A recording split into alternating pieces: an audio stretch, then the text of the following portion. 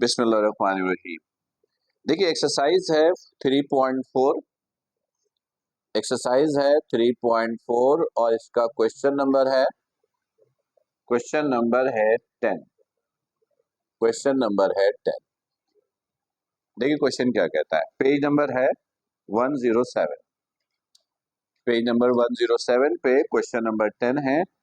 कह रहा है calculate the projections of A along B. A का प्रोजेक्शन पूछा है अलोंग बी, तो उसको ऐसे लिखते हैं। देखिएगा, ए का प्रोजेक्शन पूछा है तो उसको ए लिखिए, बी पर तो यहां छोटा सा बी लगा दीजिए। Projections of A on B, इधर देखिएगा फिर से। देखिए फर्स्ट कीजिए, ए का प्रोजेक्शन चाहिए बी पर। ए का प्रोजेक्शन चाहिए किस पर, तो इसको ऐसे लिख देते हैं, ए यहां पर छोटा सा बी। एरो लगाओ नहीं लगाओ उससे कोई फर्क नहीं पड़ता, बस ये लगा। जैसे बी का प्रोजेक्शन ए पे चाहिए तो ये बी यहां पर छोटा सा ए लिख दो। तो यहां कह रहा है कि calculate the projections of A along B. A का प्रोजेक्शन बी पे जाइए तो ए छोटा सा बी, ये एरो आप लगाना चाहे लगाएं, नहीं लगाना चाहे नहीं लगाएं। अच्छा, फिर कह रहा है and projections of B along A, और बी का प्रोजेक्शन ए पर भी चाहिए। तो अगर ये क्वेश्चन पेपर में आता है ना, तो इन दोनों में से कोई एक ही पूछेंगे। ए का प्रोजेक्शन बी पर या बी का प्रोजेक्शन ए पर, कोई एक पूछेंगे। दोनों का पैटर्न एक ही है। और फिर आपके पास दो वेक्टर गिवन है।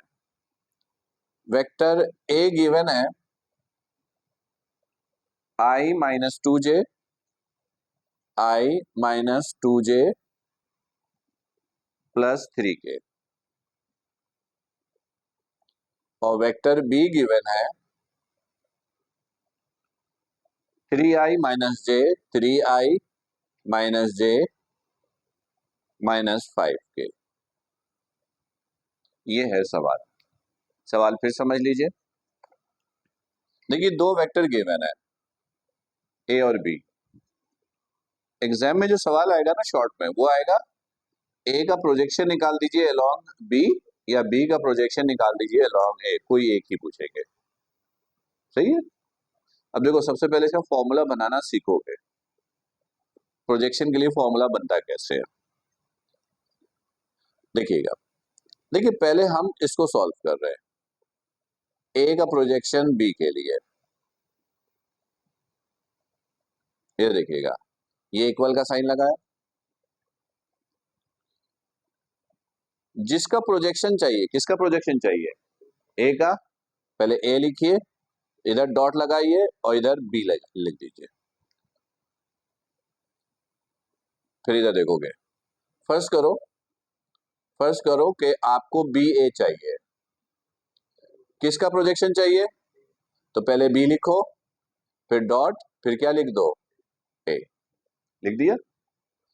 फिर इक्वल के इस तरफ पहले वाले वेक्टर का मैग्नीट्यूड लिखो, मैग्नीट्यूड को बगैर एरो के लिखते हैं, और उसको मल्टीप्लाई कर दो इसके प्रोजेक्शन से, यानी ए बी। बस ये फॉर्मूला बन गया। तो बी मल्टीप्लाई इधर आकर क्या हो जाएगा, डिवाइड। तो B dot A over B multiply इधर आके डिवाइड। ये ए का प्रोजेक्शन बी पर मालूम करने का फॉर्मूला आ गया।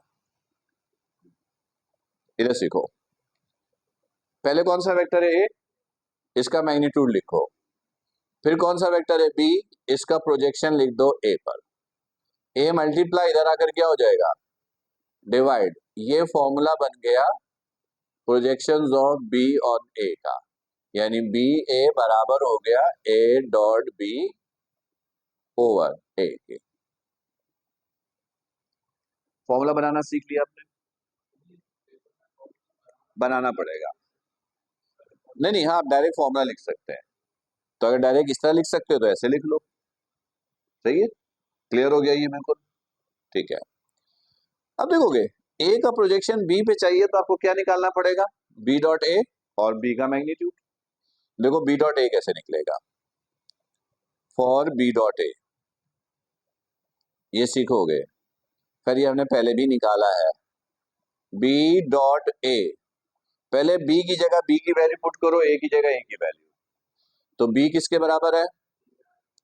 3i minus J minus 5k dot, ये डॉट, ए की जगह ए की value i minus 2j plus 3k। B की जगह बी की वैल्यू, ए की जगह ए की वैल्यू पुट की। क्लियर है? अब देखो ये सॉल्व कैसे होगा। आई की वैल्यू को आई से, जे की वैल्यू को जे से और के की वैल्यू को के से सिंपली मल्टीप्लाई कर देना है। आई की वैल्यू को आई से 3 multiply by 1 3, minus 1 multiply by minus 2 plus 2, minus 5 multiply by plus 3 minus 15। तो ये हो गया 6, 5 माइनस 15, तो कितना हो गया ये? माइनस 10। आ गया बी, बी डॉट ए। अब चाहिए बी। तो बी का मैग्नीट्यूड कैसे निकलता वो देखो। फॉर बी, ये वेक्टर बी लिखा, 3i minus J minus 5k। इधर देखिएगा इसका मैग्नीट्यूड कैसे निकलेगा। इधर सिर्फ बी लिखो, इधर इक्वल, इधर रूट लो और तीनों कंपोनेंट के स्क्वायर का सम कर लो। 3 का स्क्वायर माइनस 1 का स्क्वायर माइनस 5 का स्क्वायर, तीनों कंपोनेंट के यानी आई जे के की वैल्यू के स्क्वायर का सम कर लो रूट के अंदर। ये बी का मैग्नीट्यूड निकल आएगा। 3 का स्क्वायर माइनस 1 का स्क्वायर माइनस 5 का स्क्वायर 25। सही है? प्लस किया तो कितना हो गया? 35। बस पुट कर दो 1 में, पुट इन 1। तो A B is equal to B dot A, B dot A किसके बराबर है? माइनस 10।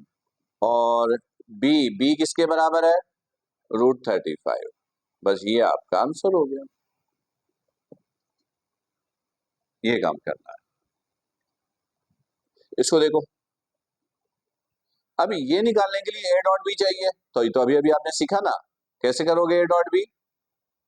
पहले ए बी की जगह ए बी की वैल्यू पुट करो। ए कितना है? आई माइनस 2j प्लस 3k, फिर डॉट डॉट, बी की जगह बी की वैल्यू लिखो। बी की वैल्यू क्या है? 3i minus J minus 5k। सही है? सॉल्व करो। आई को आई से 1 multiply by 3 3, minus 2 multiply by minus 1 plus 2, 3 multiply by minus 5 minus 15, कितना आया? माइनस 10। फिर ए का मैग्नीट्यूड निकालो। वेक्टर ए लिखो, आई माइनस 2j प्लस 3k। इसका मैग्नीट्यूड चाहिए, ए लिखो, इक्वल लिखो, इधर रूट लगाओ, तीनों के स्क्वायर का सम कर लो। 1 का स्क्वायर माइनस 2 का स्क्वायर 3 का स्क्वायर, तो कितना हो गया ये? 1 का स्क्वायर 1, माइनस 2 का स्क्वायर 4, 3 का स्क्वायर 9, कितना हो गया ये? 14। सही है? बस पुट कर दो, put into B A is equal to, A dot B की जगह माइनस 10 और ए की जगह रूट 40। बस ये आपका ये आपका आंसर है। देख लीजिए एक नजर, कोई कंफ्यूजन? सही है? हाँ, एग्जाम में अगर ये क्वेश्चन आता है तो ये दो वेक्टर देंगे और इन दोनों में से किसी एक को पूछेंगे, दोनों नहीं पूछेंगे। रख सकते हैं, नहीं रखना चाहो आप बस कैलकुलेटर से डिवाइड करो, खुद सॉल्व करके जो दे वो लिख देना। सही है? क्लियर है? कोई इशू? एक क्वेश्चन और करते हैं।